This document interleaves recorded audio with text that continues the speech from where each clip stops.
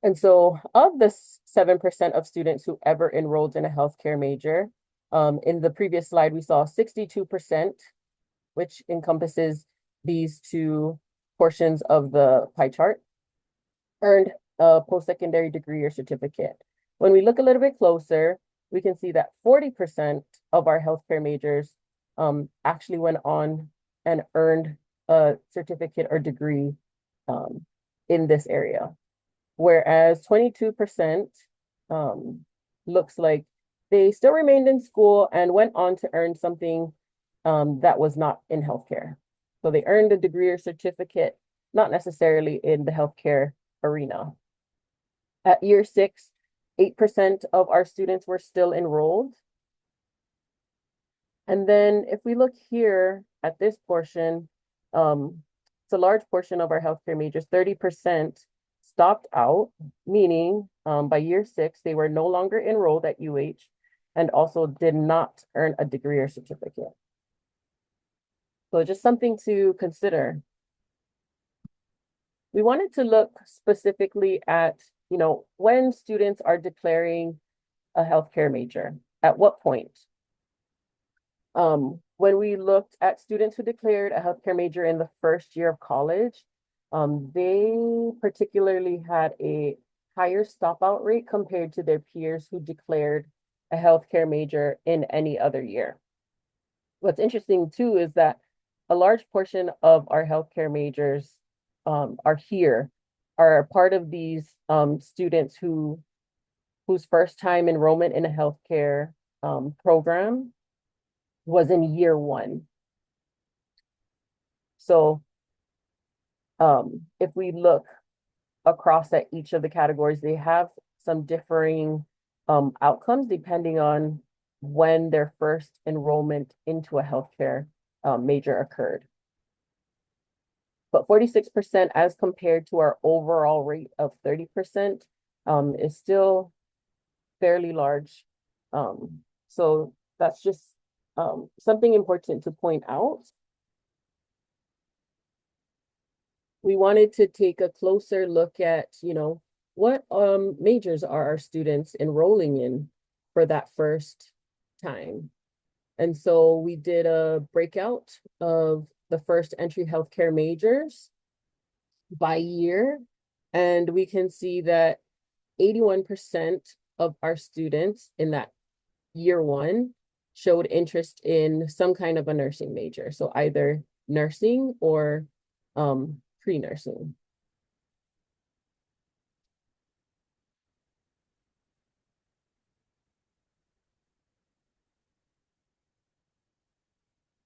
If we think about an earlier indicator that can help to kind of mitigate the issue of stop-outs after enrollment, a potential earlier indicator we can look at is math and English achievement in the first year of college. Specifically, the completion or credit earned of college level math and English courses. Both courses are general education requirements for all undergraduate degree programs and some certificate programs. So college level courses in the UH system are generally numbered 100 or above, and they may be used to fulfill the degree requirements at the associate and baccalaureate levels. Our previous research has shown us that when students are prepared to tackle college level math within their first year of being enrolled, they are more likely to go on and earn a degree. And so let's just take a look at some of this data. We looked at healthcare majors, specifically by these categories of whether or not they earned credit in the first year or did not earn credit in the first year. And we saw that those who were ready to enroll in and complete college level English and math in the first year were more likely to earn a post-secondary award within 6 years as compared to their peers. And so if we look at that first category, completed both, these are the students that completed both college level math and English, earned credit in that first year. About more than 50% of them went on to earn some kind of post-secondary award. 49% earned something in healthcare, while 26% earned a non-healthcare award. 7% were still enrolled, and 18% stopped out. If we look at the next category, these are students that enrolled in and completed an college level English course only. So 34% of these students went on to earn a healthcare award, while 15% earned something in non-healthcare. 11% of students were still enrolled, while 41% of students stopped out by year 6. When we look specifically at students that completed math only, so they enrolled in math, they earned college level math credit, 22% went on to earn a healthcare award, while 48% stopped out. And then if we go to this category here for attempted any, this just identifies students that may have enrolled in either English or math or both, but they did not earn credit, meaning they could have withdrawn from a course, they have an incomplete, or they failed. So some of these numbers here you can see are too small to show, but 74% of students that attempted any college level math or English course within the first year, 74% stopped out. And then lastly, we have our category of students who maybe just weren't prepared to take on the college level math and English courses, and so they didn't enroll in a college level math or English course in that first year. And we can see that 84% of these students stopped out of college by year 6. And so you can kind of see the pattern here across the levels as we look at the kind of course taking behavior of our students. The stopout rates increase with kind of each level.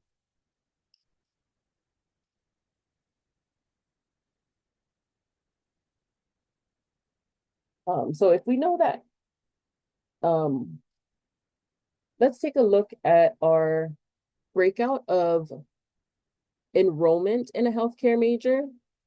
If we look specifically at this chart, it shows that students who are female, students who received Pell, or students who are Filipino enrolled in a healthcare major at a higher rate than their peers. So we're seeing kind of some similar patterns to what we saw with our K-12 data, primarily that females and our Filipino students are showing lots of interest in healthcare majors, possibly healthcare careers.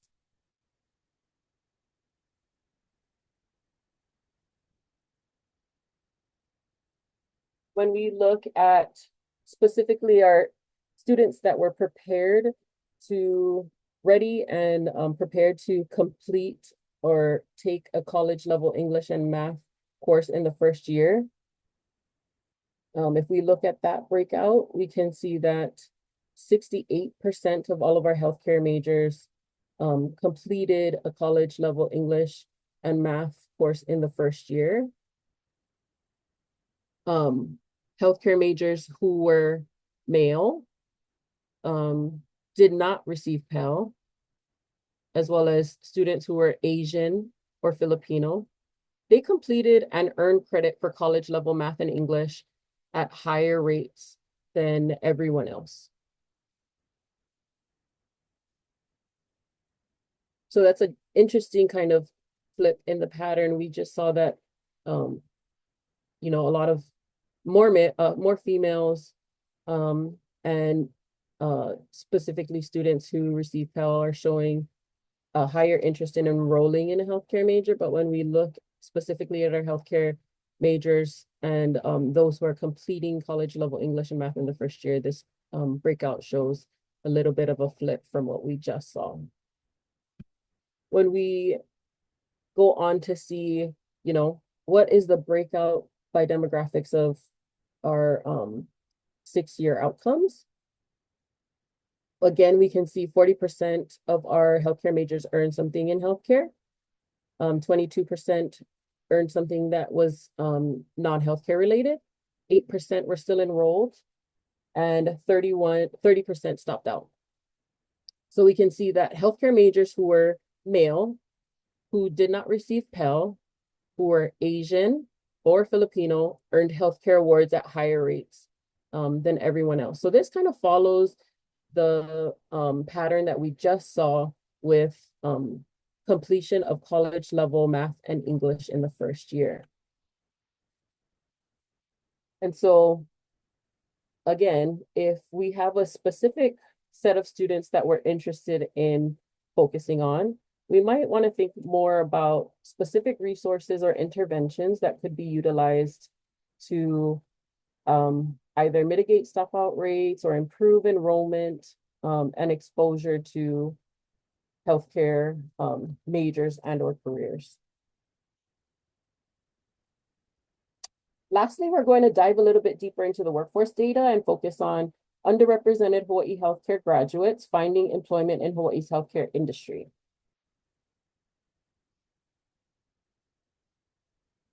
So a little bit about the workforce cohort. We looked at students that were part of the academic year 2017 and 2018. So students that graduated specifically, they earned a certificate of some kind or a degree. And what we did was we linked graduates to unemployment insurance wage records to determine one, if they were working in the state, and then two, in which industry. We examined workforce outcomes at year 1 through year 5 following graduation. And just quickly, some of the limitations of the data. The industry is determined by the employer's North American Industry Classification Systems Code, so the NAICS code. Healthcare related occupations may not fall into a healthcare NAICS code. So for example, a school health aide working in a school would be identified as working in the education industry. And also only 10 states across the nation collect occupation codes, and Hawaii just happens to be a state that doesn't collect this data. So the data also doesn't account for individuals who are self-employed, federal employees, those that are working in a cash economy, if students are working out of state, or if they enroll in college out of state. So just some nuances to the data that we were going to be seeing next. So we specifically looked at our UH healthcare graduates and whether or not they were found working in Hawaii, but specifically, if they were found working, were they found working in the healthcare industry or non-healthcare industries? And so we can see that the blue portion here represents students found working in the healthcare industry. The orange up top represents students found working in non-healthcare industries. And so a larger proportion of our UH healthcare graduates were found working in the healthcare industry each year after graduation as compared to those found working in a non-healthcare industry. And so keep in mind again that a limitation of the data is that non-healthcare industries may still employ those with healthcare professions. So for example, pharmacy techs working at a Long's Drugs or a Walgreens, or community healthcare workers that work for a nonprofit. We wanted to take a look at of those healthcare graduates that are found working in the healthcare industry, what are some of the majors that they graduate with? What are some of the programs that they graduate in? And we can see that here, this table shows the healthcare majors, the count of graduates in the cohort, and then whether or not they were found working in the healthcare industry at year 1, and then whether or not they were found working in the healthcare industry at year 5. And this last column here just shows a percentage point difference between the two rates. So we can see that UH graduates with some specific healthcare majors were found working in the healthcare industry at higher rates in year 5 compared to others. So we can see that specifically with students that graduated in the nurse's aid program, about 10% more of those students were found working at year 5, in year 5.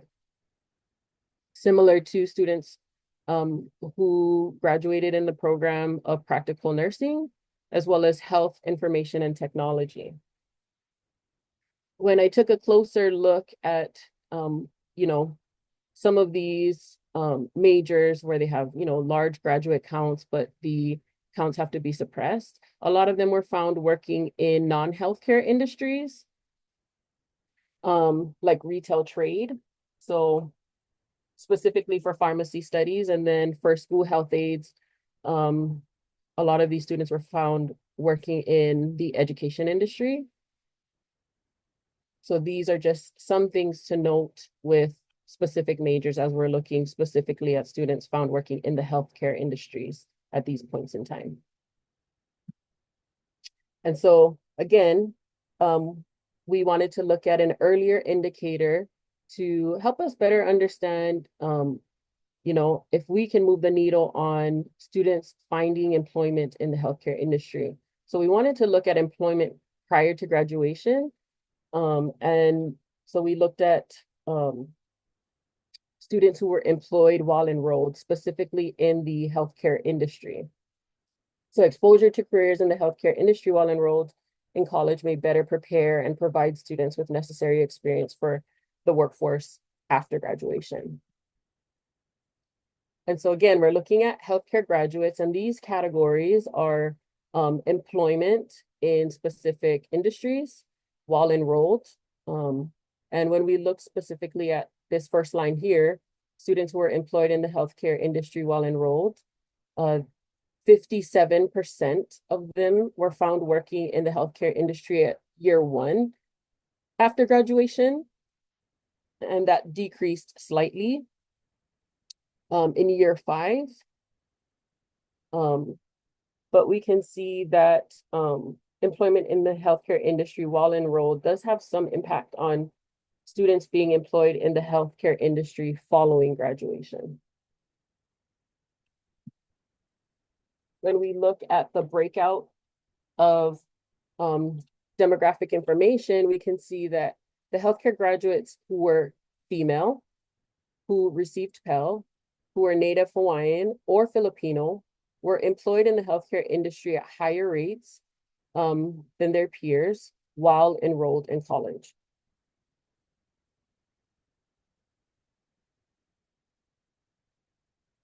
When we look at the breakout of demographics by the point in time of found working in the healthcare industry at year 1 as compared to year 5, we can see that the rates of those found working increased slightly. We look horizontally from year 1 to year 5, particularly for our graduates who were male, who did not receive Pell, who were Filipino or Asian. So vertically, we can see those who are a bit underrepresented compared to the overall rate. But we can also see how they compare across points in time. So all of these that I highlighted were increases, while everyone else kind of had a decrease from year 1 to year 5. And lastly, we wanted to look at similar data, but now we're focusing on wages. And so when we looked at the median wages of healthcare graduates working in the healthcare industry, we looked at those who are found working in the healthcare industry as compared to those who are found working in non-healthcare industries. And we can see clearly that the median wages of our healthcare graduates working in the healthcare industry met or exceeded the living wage threshold kind of sooner than graduates working in a non-healthcare industry. So by year 2, students who are found working in the healthcare industry, they surpass this threshold for the MIT living wage of a single adult in the state. Whereas our students who were healthcare graduates found working in non-healthcare industries, they definitely surpassed the ALICE survival budget for a single adult in the state by year 2, but they never quite reach that living wage threshold for a single adult in the state. When we look at the same information broken out by degree level, we can see that the median wages of healthcare graduates who earned at least an associate degree, they met or exceeded the living wage threshold sooner than graduates who earned a certificate. So again, by year two, our students who are earning an associate degree or higher, they're surpassing this MIT living wage for a single adult in the state. While our students who earn a certificate, they definitely passed the ALEC survival budget for a single adult in the state within 5 years, but they never quite reached that MIT living wage for a single adult in the state.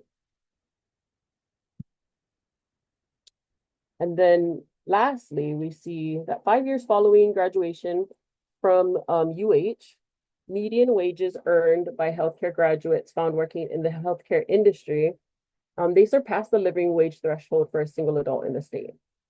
So here we can see kind of the layout is a little bit different now. The x-axis is the median wages. And here on the left, we can see each of the demographic breakouts.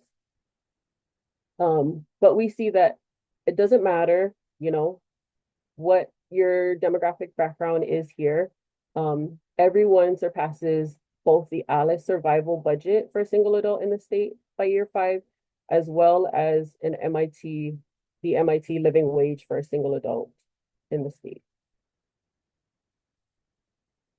And so quickly to just kind of bring us back, we viewed a snapshot of the current education to workforce pipeline for the healthcare career pathway and how students progressed within each sector.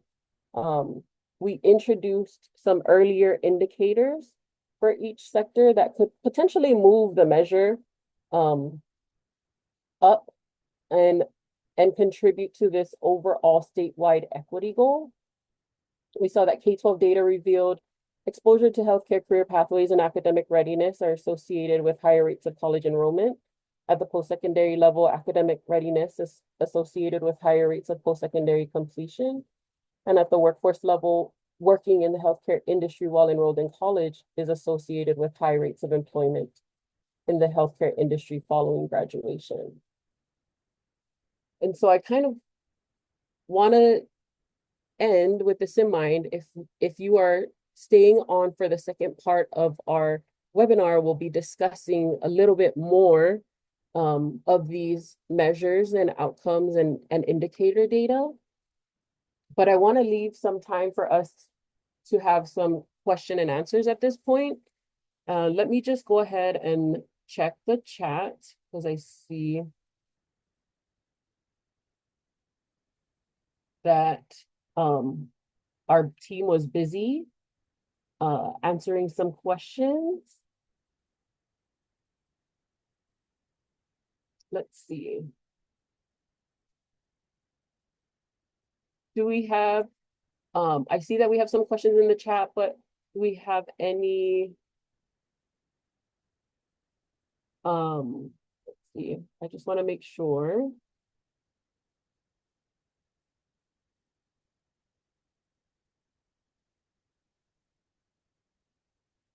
Okay, looks like a lot of the questions have been answered in the chat.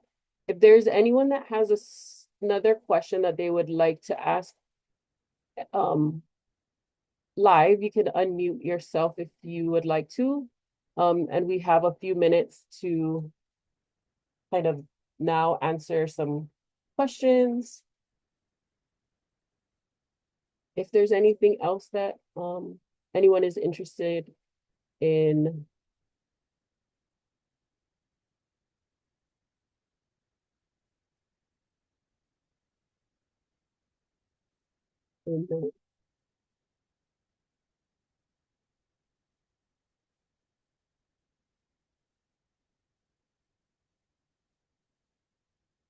maybe everyone who had a question has already had, has answered. Thank you everybody for your questions. Oh, okay, we have one. So does this account for career pathway progression? Example, if a nurse aide went on to become an LPN and then on to RN within those 5 years. So we didn't this data specifically, we didn't follow if students earned a multiple degrees along the pathway. We looked specifically at some cross-sectional data, so point in time. But that is definitely something interesting that could be looked at specifically if that is a question, a research question.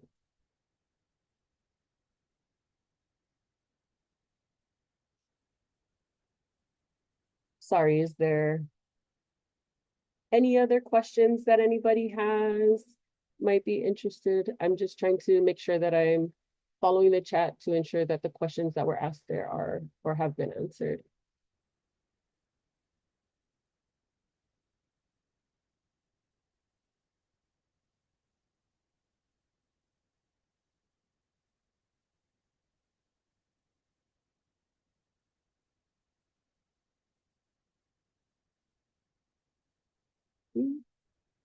So is the wage outcome true for nurses, for nurse aides and community health workers as well? 1 second.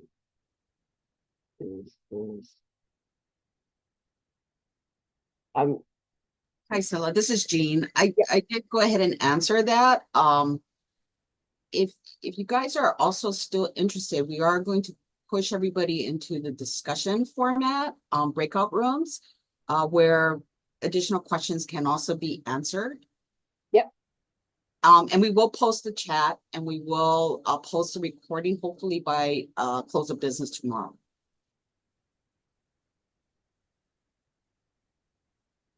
Okay. It looks like a lot of our participants were asking questions throughout the presentation. And thank you to our team who has been on it with answering the questions. If I think if we don't have any more questions coming in as of right now, I just want to thank everybody for attending our presentation. For those of you who are only able to join us now, if you can complete a survey that will be linked in the chat. Also, when you click out of Zoom, it should open a survey in a browser. And for those of us who are staying on for the discussion, if we can just have a couple of minutes to set up the breakout rooms. So if you want to take a short break, walk around, drink some water, I think we should be ready by 10, a little after 10, to go into our breakout rooms. But thank you again for everyone who participated, for all of your questions and comments. We will look further into some of those that weren't able to be answered in the chat, and we'll have all of that information on the website as soon as it's posted, either end of business tomorrow or before the end of the week.